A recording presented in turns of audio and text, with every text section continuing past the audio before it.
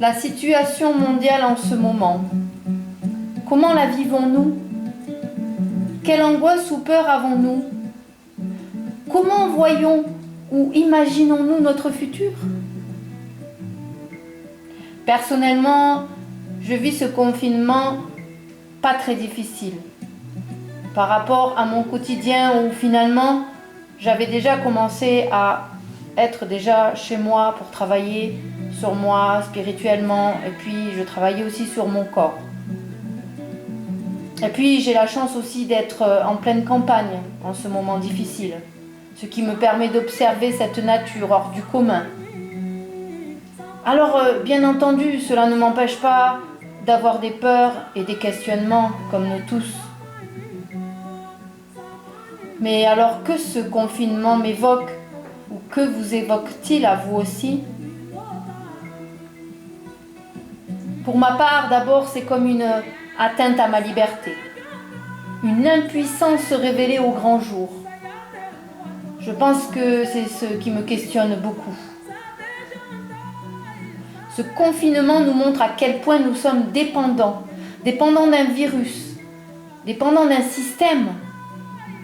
Il n'y a plus de libre arbitre, à part pour ceux qui font le choix de sortir pour aider les autres. Certains diront qu'ils n'ont pas le choix. De toute façon, peu importe. Je leur en suis tellement reconnaissante. Ils font preuve de courage et d'intérêt à notre humanité, en tout cas. Et puis ces questions qui viennent, comme par exemple pour ma part, qui est derrière tout cela, même si j'ai mes propres réflexions à ce sujet. Que va-t-il se passer après? Même si je vis le moment présent avec beaucoup de lâcher-prise. Est-ce que ce nouveau monde que l'on attend depuis longtemps va enfin émerger? Et comment? Avec qui? Existe-t-il un complot contre l'humanité? Il y a aussi, bien entendu, quelle est ma place dans tout cela? Même si je suis convaincue que j'ai choisi cette incarnation pour vivre ce moment et aider les autres. Alors je vous propose vous aussi de prendre un temps pour vous interroger. Essayez de vous poser un instant, seul, dans le calme, en vous connectant à votre cœur et à votre ressenti. Et laissez venir ce qui vient à vous. Alors, écrivez.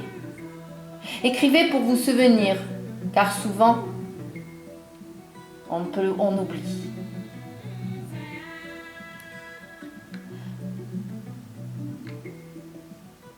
Pour terminer sur cette image que j'ai tirée de mon oracle, au hasard, je n'y crois pas.